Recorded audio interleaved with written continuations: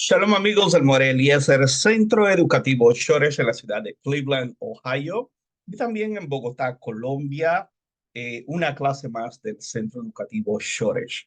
Bueno, hoy como ven en el background tenemos un tema maravilloso. Estamos en la serie de los rollos del Mar Muerto y dentro de esa serie hay una especie de 4 documentos que estamos estudiando: el manual de conducta de los esenios, estamos estudiando el documento de Damasco y el maestro de justicia, las Jodayot o los salmos de agradecimiento, los himnos de agradecimiento del maestro de justicia, que vivió 150 años antes de Jesús y está lleno del Espíritu y dice que es el cumplimiento de Isaías 53 y crea toda una comunidad muy similar a lo que después va a ser presentado en los evangelios. Y así que estamos ahorita mismo dando un curso sobre eso, al cual ustedes se pueden matricular. Les pedimos que le den like a este video y se suscriban a nuestro canal para que podamos seguir hacia adelante en pues haciendo este gran trabajo. Ahora, eh, hoy tenemos un tema muy interesante y es el tema de el origen, el desarrollo, la evolución de el concepto de los ángeles dentro del pensamiento judío.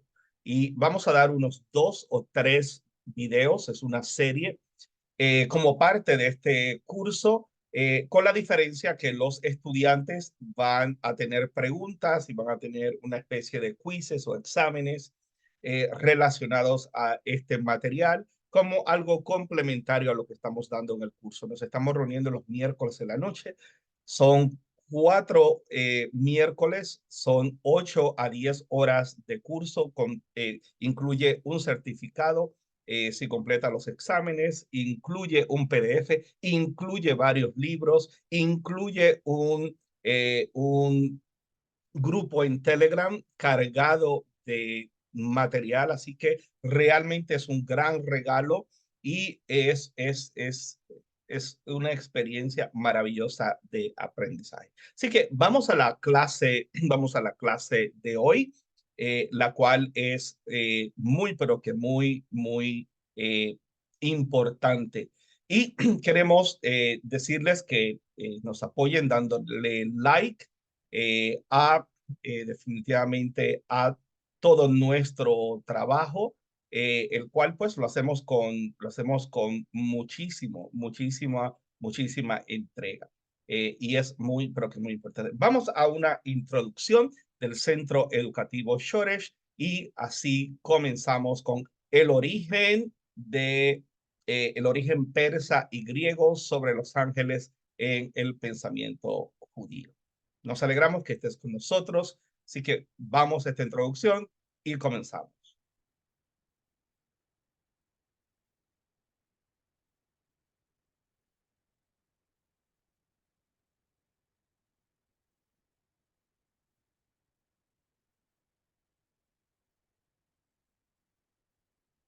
Bien, estamos de regreso y vamos a comenzar con la clase de hoy.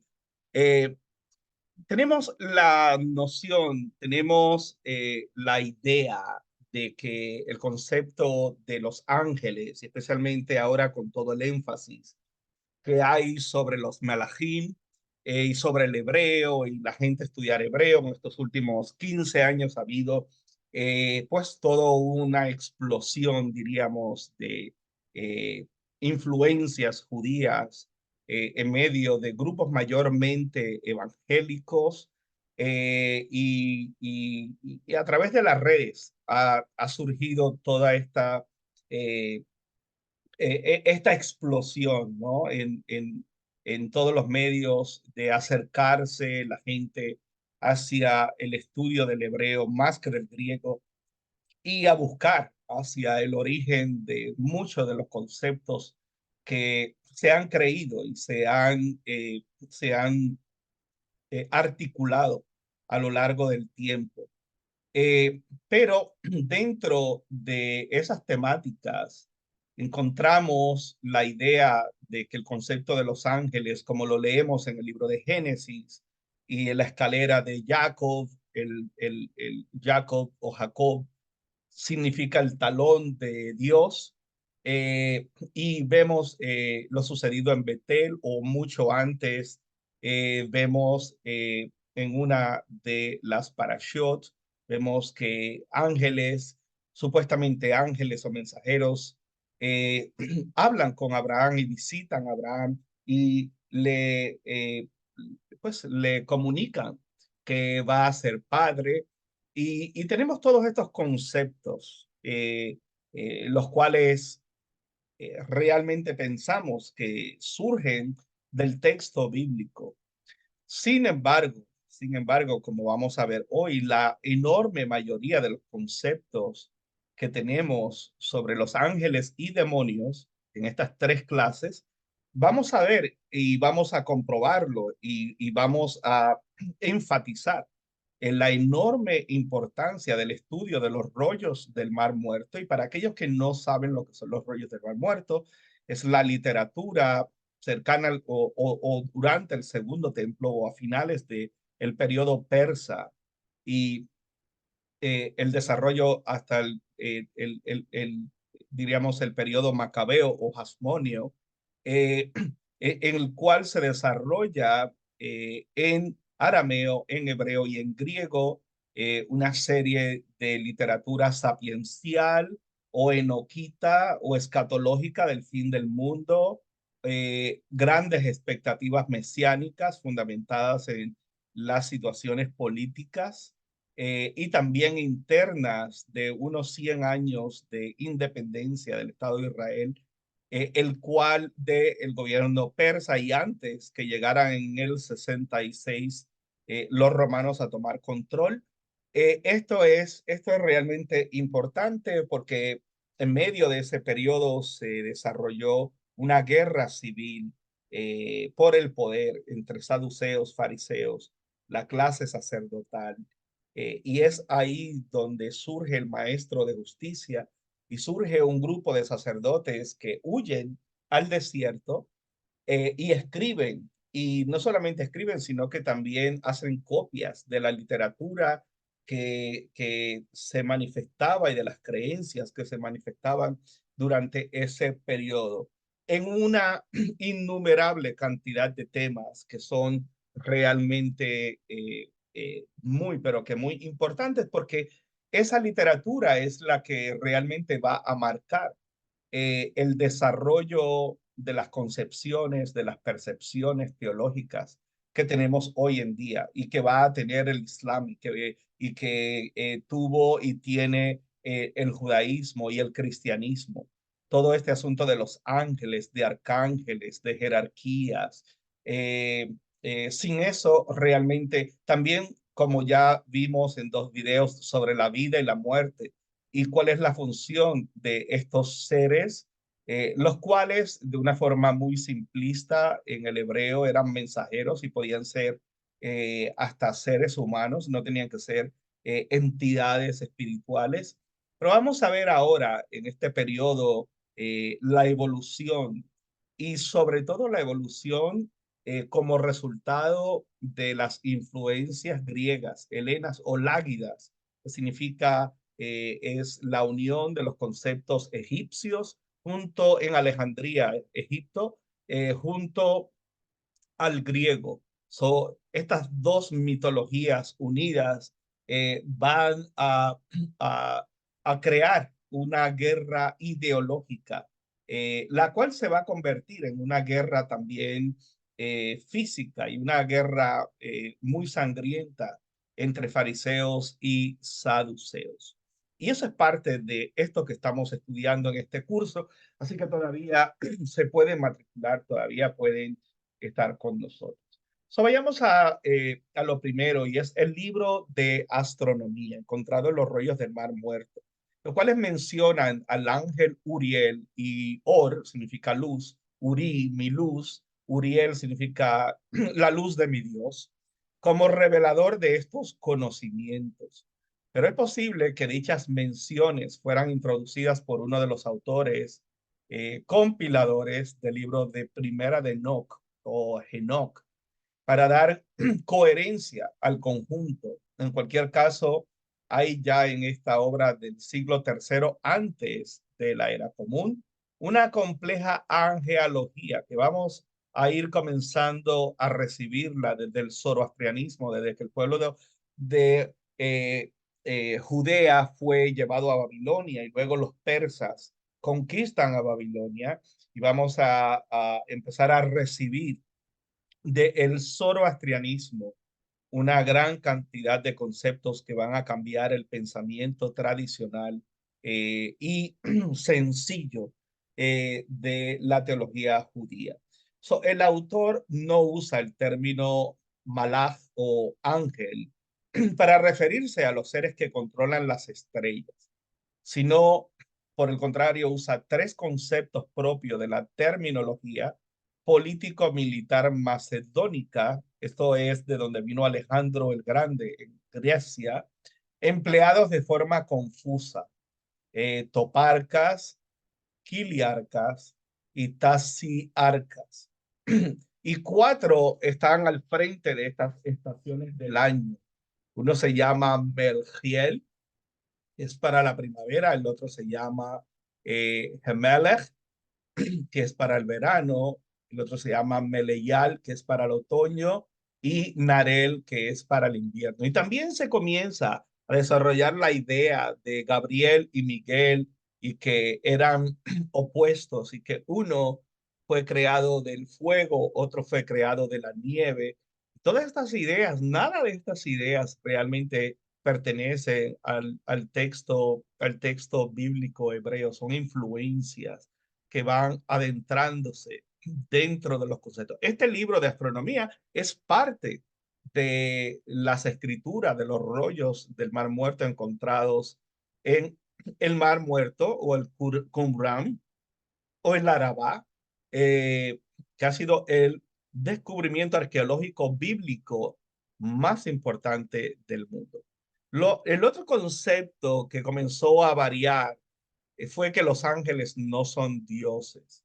Y para que se produjese el triunfo definitivo del monoteísmo judío, era preciso, y esto fue algo que los sacerdotes se encargaron de ir cambiando el texto bíblico, era preciso no que se negara la existencia de los demás dioses, de los Elohim, sino que se les negara la misma esencia de Yahvé, que se les degradara en un plano de jerarquías divinas. Y esa es la razón por la cual vamos a ver cómo en el judaísmo y también en el cristianismo, cuando lleguemos al cristianismo, vemos que Pablo habla de que nuestra lucha no es contra carne ni sangre, sino contra principados y potestades que están en estas dimensiones. Y es toda esta cosmovisión, esta cosmología de seres espirituales, de bien y de mal. Cuando lleguemos a la Cábala vamos a ver lo mismo y explicaciones sobre cómo explicamos que a gente buena le pasan cosas malas y por qué Dios permite eso. Se llama teodicidad, se llama, que es porque un Dios bueno y que todo lo sabe y que todo lo puede no termina con el mal sabiendo el daño y el dolor que causa a su creación. Y es así como el texto va a comenzar a ir cambiando con toda intención por parte de los escribas y de los sacerdotes, a fin de acomodar la agenda monoteísta. Y esto especialmente en estos 200 años antes de la era común. Y para los que son cristianos y no entienden lo que es la era común, podríamos decir algo similar, no es lo mismo a antes de Cristo. So, imagínense en unos 200, 250 años antes de Cristo, donde se desarrolla esta literatura, el libro de Daniel, y vamos a ver cambios enormes y muy significativos en el pensamiento teológico del pueblo judío. Así que se les degradara un plano de jerarquías divinas hasta el punto de que no se utilizase ya más la misma terminología para definir a Yahvé, el único Dios. Ahora es el único Dios. Antes de eso, tenemos a Shera, tenemos a la diosa Anat, que era la esposa de Yahvé, y Yahvé es el resultado de Baal y del dios El. Y en la religión de Israel vamos a ver cómo como todas estas, lo que se llama la monolatría, distinto al monoteísmo. La monolatría es cuando tenemos, pues, la creencia de que hay una corte celestial, de que hay un solo Dios supremo, pero que por debajo hay otras deidades. No se niega esa deidad, sino que se le da culto al Dios más fuerte, al Dios principal. Así que esto se hizo para definir los seres divinos que estaban subordinados a él. Bueno, dentro de estas jerarquías, este paso lo dieron primero los traductores de la Septuaginta. Y la Septuaginta, como ya hemos estudiado, es la traducción especialmente de la Torá. Luego vamos a tener otras extensiones de la Septuaginta. Es un proceso en Alejandría, donde se tradujo las escrituras hebreas a el griego koine. Ahora, en aquellos pasajes de la Torá, en la Septuaginta, que aparecía la mención de Elohim, de los dioses, se cambió la palabra de Dios a el concepto singular, o bien sustituyéndola por el plural ángeles, angeloi.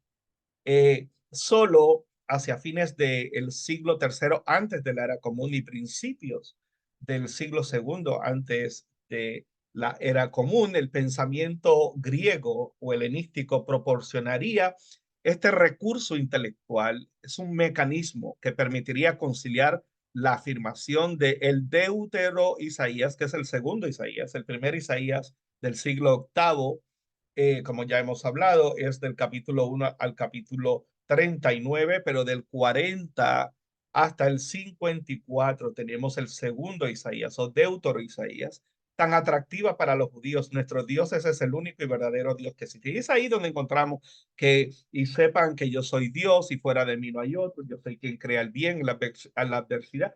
Ese pasaje fue cambiado con toda la intención de que no hubiesen dos poderes, sino de que un solo Dios, el concepto monoteísta, fuese responsable tanto del bien como del mal, lo cual nos trae muchísimos problemas, porque por un lado nos resuelve el asunto del monoteísmo, por otro hace responsable a ese único Dios, tanto del dolor como de la bendición, de la maldición, como del bienestar, de la vida como la muerte, y pues eso va a traer otros problemas filosóficos, filoteológicos, filosóficos y teológicos más tarde. Con las creencias anteriormente expuestas, cada pueblo tiene un Dios y Yahvé es el de Israel y al mismo tiempo es rey sobre todos los demás dioses. ¿Okay? Así que Mika Moja Baelim Elohim o Adonai, ¿quién como tu Señor entre los dioses, ¿no? Entre los Elohim? Eh, ahora, ya ahora comenzamos, ya que tenemos esto, comenzamos a ver que esos dioses van ahora a ser vistos como entidades y bajo una jerarquía. Y esa jerarquía va a tener un lado positivo y un lado negativo, un lado derecho, un lado izquierdo, como en la cábala. Va a ser percibida eh, como, como instrumentos para bien o como instrumentos contrarios a Dios para mal. El concepto del Satán como un aliado de Dios, como un emisario, como un eh, fiscal de Dios va a ser transformado y por esta literatura y va a evolucionar muy distinto al libro de Job y vamos a empezar a ver cambios muy significativos. El mundo griego o helenístico se había producido la expansión de un nuevo tipo de culto a entidades divinas de rango inferior a los dioses. Ya esto es algo que recibimos directamente del pensamiento griego. Ya no es del concepto del pueblo judío ni de los textos judíos, sino que ahora vamos a ver lo que fue la primera influencia para el judaísmo fue el asunto de las jerarquías, de que ahora se cambió el concepto de Elohim por la palabra angeloi. En otras palabras, se acepta que hay entidades por debajo del Dios supremo. Pues lo mismo lo vamos a ver en medio de todas las influencias griegas, pero a estos dioses que son malos se le va a llamar demones, como de ahí sale el concepto de demonios, ¿ok? Demonio. Son los demones y los judíos helenos que vivían en Alejandría mayormente y por todo el imperio fuera de la tierra de Judea. Vamos a ver cómo estos judíos helenos van a usar el término demones solo para los malos Elohim, para los dioses malos, para las entidades malas o negativas, por ejemplo, los de los pueblos enemigos de Israel, los cuales se mencionan en el Salmo 96, en el Salmo 95, cuando se tradujeron estos salmos del hebreo al griego en la Septuaginta, anteriormente mencionado en que se traduce Elohim por dioses, ¿ok? Cuando se requiere exaltar la superioridad de Yahvé entre sus iguales por demones, cuando se refiere a las divinidades tutelares de los demás pueblos. En otras palabras, tenemos un solo Dios, es Israel, pero cuando se trata de otros dioses, vamos a llamarle demones. Eso fue una de las primeras influencias muy marcadas dentro del pueblo judío por parte del pensamiento heleno. El pueblo judío, y aún antes de ser judíos, desde el mundo, diríamos, porque los judíos fuimos llamados judíos en el exilio babilónico, antes de eso estuvo pues la religión de Israel, hubo israelitas, antes de eso los patriarcas vinieron del otro lado del Éufrates, se llamaban hebreos. Otros seres divinos de segunda categoría existentes previamente en el judaísmo, esto sí en el texto bíblico, acabarían siendo asimilados a los ángeles. Por eso es que vemos fotografías de querubines y serafines muy distintos a lo que realmente representan en el texto bíblico. Y vemos estos ángeles con espadas y con alas. Los ángeles en sí, ese no era el concepto de los querubines ni los serafines. Estuvimos hablando en la semana pasada en este curso, en los videos que asignamos, que los pueden buscar en nuestro canal, que los serafines vienen de seraf, que son serpientes ardientes y serpientes violentas. Y los querubines son muy distintos y lo vamos a ver más adelante en esta clase o en la segunda parte. Estos eran los guardianes del jardín del Edén. Y la cosmovisión de estos seres es muy distinta a lo que realmente hemos estado acostumbrados a verlo. Tenían rostro de hombre, rostro de toro, rostro de león, garras de águilas, tenían 6 alas. Es muy distinto el concepto que tenemos de los serafines. Eran serpientes con 6 alas. Vamos a ver la evolución. Y de esto tampoco es judío, a pesar de que sí lo encontramos en las escrituras hebreas, pero también es una influencia babilónica de toda la región del Mediano Oriente. Y su función apotropaica se aprecia también en Ezequiel 28, en la visión de Ezequiel. Y esta misma función protectora, quiero decir, cumplían las dos grandes esculturas de madera revestida de oro, 10 codos de altura y 10 codos entre punta y punta de las alas desplegadas. Y Salomón mandó a realizar algunas de ellas y a construirlas para colocarlas en el interior de el Debir o Santo de los Santos del templo, con unas de 20 codos de ancho tocando ambos muros y tocándose ambas esculturas con las puntas de las alas. De modo que el cuerpo de ambos querubinos creaba una puerta o pasillo y esto era parte de la representación del poder y también del rey como parte simbólica de la corte. El Señor le dijo a mi Señor, siéntate a mi diestra hasta que ponga a tus enemigos por debajo de tus pies.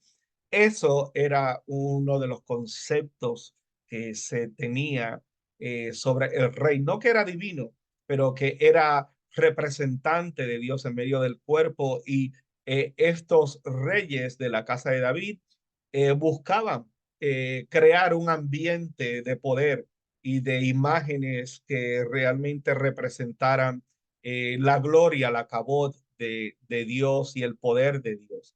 Esto que vemos aquí es más representativo de lo que vamos a ver en medio de los Nevi'im, el concepto, y esto va a tener también muchas influencias, a pesar de que está en el libro de Ezequiel, y entre otros, eh, es muy, muy a la par con los conceptos. Tenemos arriba una oveja, un cabro, tenemos a la izquierda un león, tenemos a la derecha un toro, que es el símbolo de la deidad y el símbolo de él, del Dios él.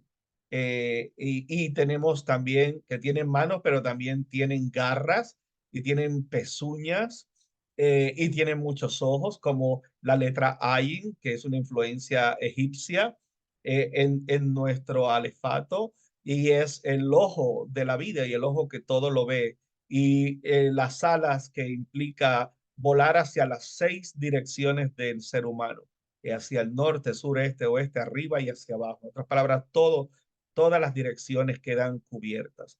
También mandó Salomón a esculpir relieves de querubines como este en las paredes interiores y exteriores del Debir, así como en los batientes de las puertas del Debir y el Jecal o santo, el recinto de 40 codos que rodeaba el Debir. Eso está en Primera de Reyes, Segunda de Crónicas, igualmente dos pequeñas esculturas áureas de querubines flanqueaban el propiciatorio áureo de 2 codos y medio de largo y codo y medio de ancho, que se colocaba encima del arca de la alianza. Y ya dijimos que el arca de la alianza tenía serpientes con 6 alas, ya eso lo hablamos, es lo que se llama un seraf, eh, y también un nehash, que son seres que alumbran, son como serpientes brillantes, resplandecientes. Los querubines miraban hacia el propiciatorio con las alas extendidas por encima, cubriendo el propiciatorio. Ahí están las citas. Y al carácter apotropaico unieron después la función transportadora de Yahvé, que en ocasión se desplazaba en un querub, una especie de caballo alado. Ahí están los pasajes, y a veces en un carro tirado por 4 querubín, como en Ezequiel. Y estos eran seres con patas de toro, 4 alas, 2 en vertical tocándose y 2 cubriendo el cuerpo, brazos humanos bajo las alas y 4 caras humanas de frente, de toro a la izquierda, de león a la derecha y de águila atrás. Así que esta es la cosmología bíblica que tenemos, pero esto aunque no hemos llegado todavía a la parte helena, solamente la hemos mencionado, pero esto tampoco es algo, por más que está en nuestras escrituras, que es autóctono de Israel, sino que es el concepto de cómo en el Mediano Oriente los imperios y las personas concibían y interpretaban todo lo que salía del mundo natural. Ahora, aquí tenemos esto en los palacios, en la entrada, en las puertas de los tronos de los reyes, incluyendo Israel. Esto es importante. Esto ya es más o menos lo mismo, pero esto es mucho más antiguo que lo que acabo de presentar antes. Y esto es como lo que vimos anterior es como la evolución de esto. Y esto viene ya desde los sumerios, los acadios, los hititas, en Ugarit. Vamos a ver todo esto, menos en Egipto. En Egipto vamos a ver mucho la imagen del seraf. Inclusive es una palabra egipcia de donde sale el concepto de serafín. El querub hebreo es el kirubu asirio, que es este término que procede de carubú, que significa grande, relacionado con el término o poderoso acadio curibú, propicio, que es el shedú mesopotámico, un ser con alas de águila, patas de toro, cuerpo de león, cabeza humana, que se representaba mediante grandes esculturas en las entradas de palacios, templos y tumbas. Si los querubines existían desde los orígenes del judaísmo, con los serafín ocurre prácticamente lo mismo, aunque sean menores las referencias. Aparecen mencionados por primera vez en Números 21. Envió entonces Yahvé contra el pueblo serpientes serafín, seraf, que mordían al pueblo y murió mucha gente de Israel. Y Moshe intercedió por el pueblo y dijo Yahvé a Moshe, hazte un seraf, una serpiente resplandeciente de cobre y ponlo sobre un mastil y todo lo que haya sido mordido y lo mire vivirá, será. Significa en hebreo abrasador y ardiente. Del verbo saraf, abrazar. Y no abrazar de dar un abrazo, abrazar de quemar, ¿no? Con intensidad, de achicharrar, con idéntico significado al acadio sarú. Probablemente estos seres se refiere a Isaías, en estos capítulos, a los que denomina dragón volador. Otro tipo de serafín aparece en el capítulo 6 de Isaías. Unos serafines se mantenían erguidos por encima de él.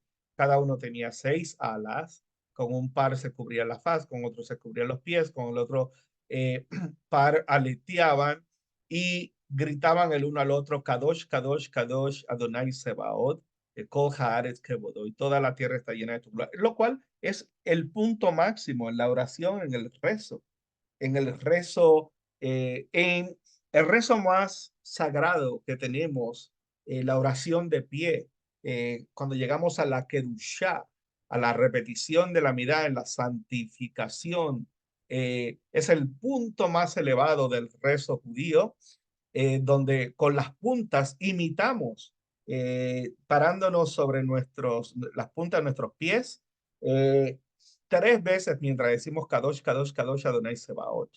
Y es para que veamos el el trasfondo de todo esto, lo antiguo y los conceptos y cómo los conceptos han ido evolucionando. Ahora, estos son los hallazgos arqueológicos que influenciaron a Israel mucho. En la isla Elefantina, en el sur de Egipto, los judíos rendían culto en un mismo templo a Yahvé y a su esposa Anat, cuyo emblema era la serpiente. Volvemos a la serpiente. La serpiente no es ni buena ni mala. La serpiente es un símbolo fundamental en diríamos en todo el mundo de aquella época, porque básicamente todos los imperios cubrían más o menos los grandes imperios conquistaban más o menos el mismo territorio y llevaron todos estos conceptos. En un templo de Anat, esta isla queda en Egipto y tuvo una guarnición de soldados judíos bajo el imperio y el dominio persa. Y se encontró un templo ahí, en la isla Elefantina, y se encontró también una versión de la Torá en la isla Elefantina.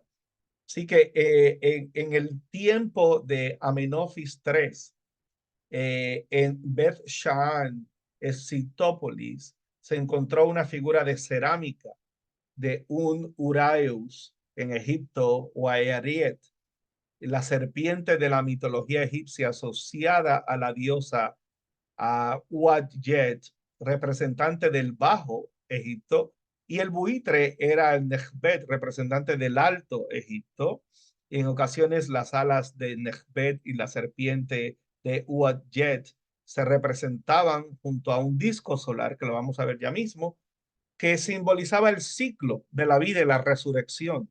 La idea de la resurrección tampoco no es una idea nuestra, eh, como creemos. En el un tel es un lugar donde se hace excavaciones arqueológicas, como Tel Aviv. Por ejemplo, Tel Aviv fue un tel, primeramente un sitio de excavaciones. En las fuentes de Jabur se ha encontrado una pintura de un personaje con 6 alas, y Savignac relaciona, que es un erudito arqueológico bíblico, relaciona ambos descubrimientos con la evolución del concepto del serafín, de los serafín, perdón, en Israel, que comenzaría siendo el animal de Anat, esposa de Yahvé, y acabó siendo un ser con apariencia humana, flamígera y alada. Ahora, esto que está acá es importante porque por acá arriba está la península del Sinaí, aquí está Eliad, acá es Israel. Esto acá, por aquí es que se sospecha. Nosotros no sabemos si el monte Sinaí existió o no, eh, eh, pues porque no lo sabemos. Nadie ha encontrado el monte Sinaí, pero se habla de algún lugar por aquí. Acá esto es la punta de Israel y esto va así y luego va así. So, allá es Israel. Eh, Aquí estamos. Esta es la península del desierto de Shir. Esto es la península egipcia. Acá está el Cairo. Aquí está Alejandría, donde se escribió la Septuaginta y donde va a estar el Imperio Láguida,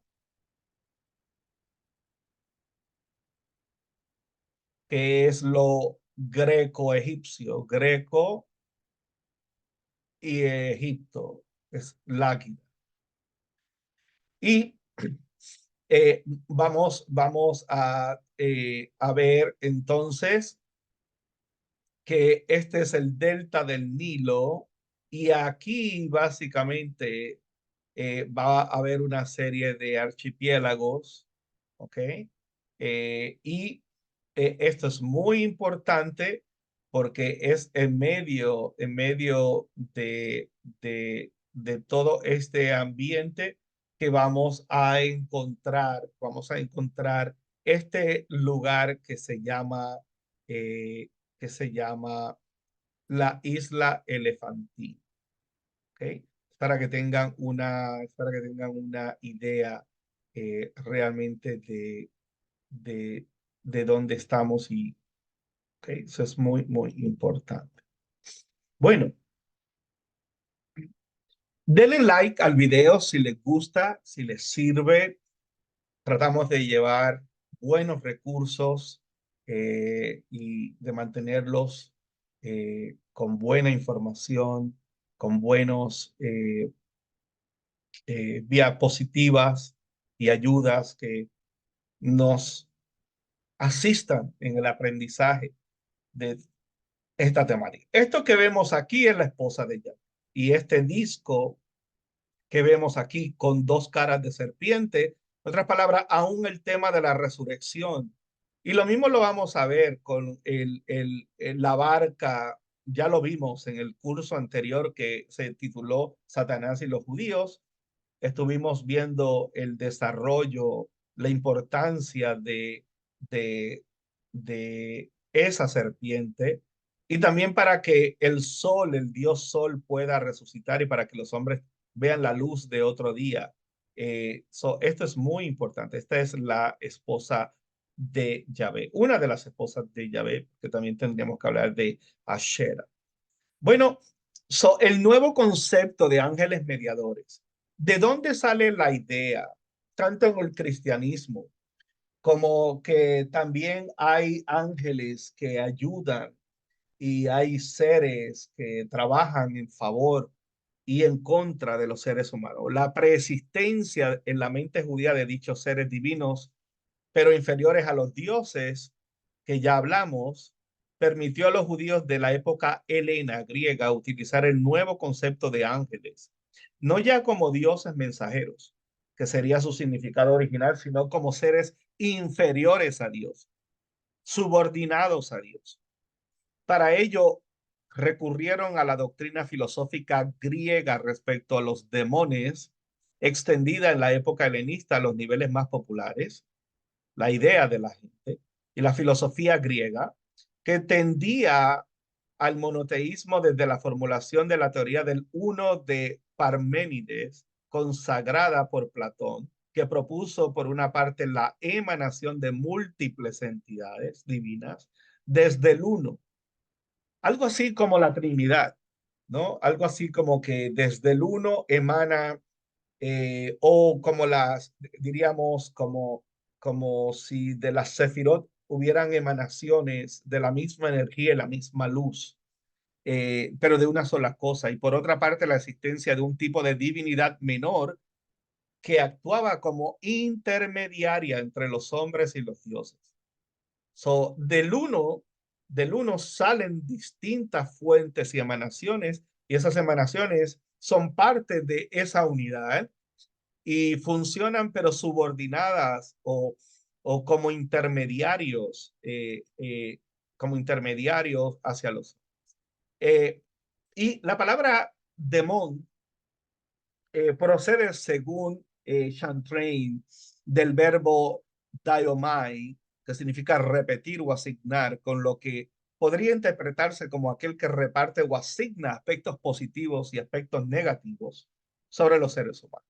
So, el concepto de demon evolucionó a lo largo del tiempo en el mundo griego y tenemos a Homero siendo de los primeros.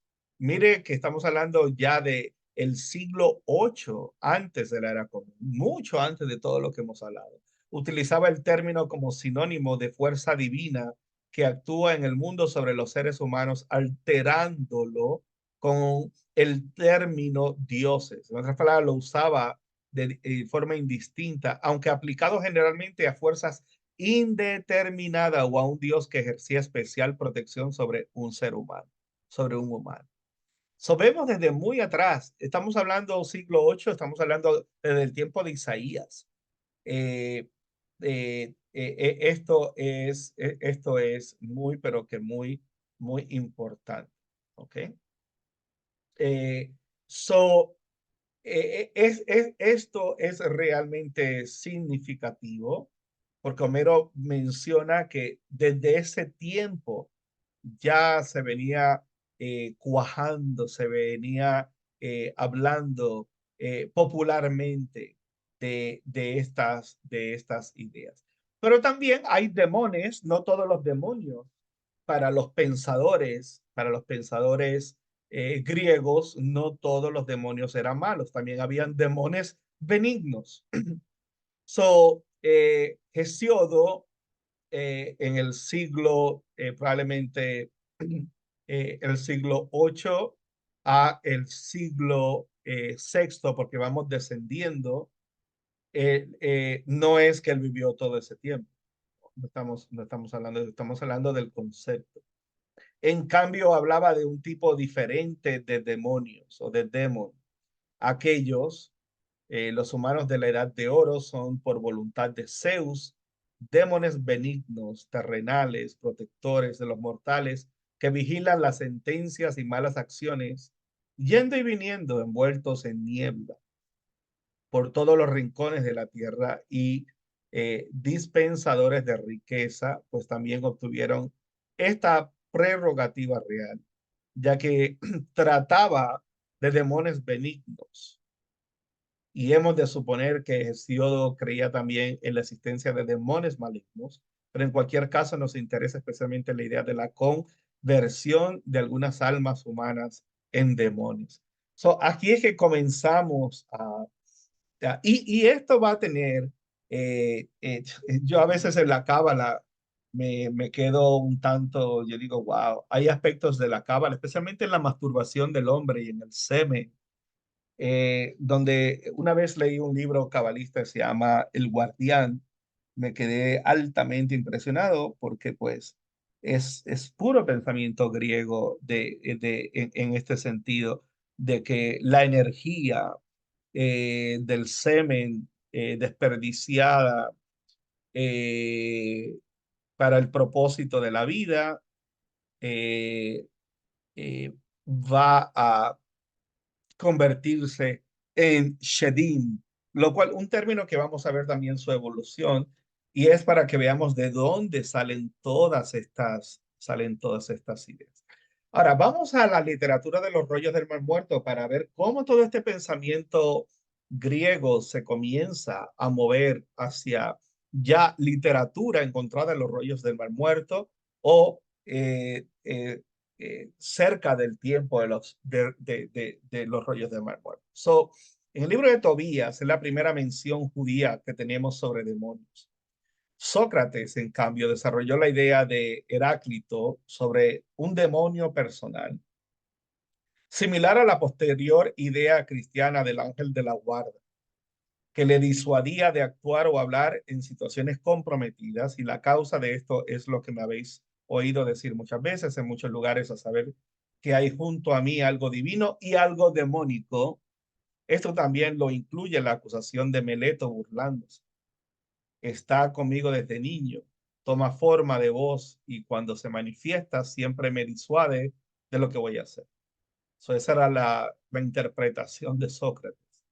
En época helenística o griega existían pues tres grandes tipos de demonios o demonios. Y esto es importante. El demonio personal, que es responsable en cierto modo de las buenas o malas obras de los seres humanos. Eh, lo cual también después el judaísmo rabínico va a llamar la inclinación del bien y la inclinación del mal. O las voces, o el angelito bueno y el angelito malo. Y está también el agatodemón o demonio benéfico, generalmente considerado como alma de hombres justos y sabios, especialmente útil para la cura de enfermedades. En otras palabras, los que hacen el bien. Y está el cacademón o demonio malvado, que provoca enfermedades, accidentes y otras catástrofes. Y en los textos judíos de la época helenística, la palabra demón se usaría solo en el sentido de cacodemón. Mientras que el agatodemón, el sustituto por el ángel, puesto que no podemos asegurar el uso del término en el libro de la astronomía, de esa forma se debe considerar el libro de Tobías a finales del siglo III antes de la era común como la primera obra judía en la que se habla específicamente de ángeles y demonios y se les da nombre. Y esto es sumamente, este es el slide hasta el momento más importante, diría yo, porque esta es la información más relevante. Esta es la primera vez que tenemos mención en un texto judío sobre esa dualidad del concepto griego de demon. Así que eso es muy importante. Bueno, esta ha sido la primera parte. Vamos a pedirles que si le ha sido de ayuda, por favor denle like al video, se suscriban y les invitamos a este gran curso donde también van a recibir un PDF con toda esta información y mucho más. O sea, en la segunda parte vamos a adentrarnos hacia el concepto de los ángeles más de cerca y el concepto de los arcángeles y también vamos a terminar hasta el concepto de Lilith y vamos a ver la evolución de estos conceptos, los cuales en el curso que estamos tomando en el libro de la batalla de los hijos de la luz y los hijos de las tinieblas, vamos a ver la expectativa de la comunidad de Senia, del maestro de justicia, de ellos comenzar una batalla, a pesar de que humanamente en números están en una enorme desventaja, pero en la confianza mesiánica y escatológica de que Dios ha de desatar legiones de ángeles como un arma secreta que les va a dar la victoria. Así que esta ha sido la primera parte. Gracias por estar con nosotros en el Centro Educativo Shortage.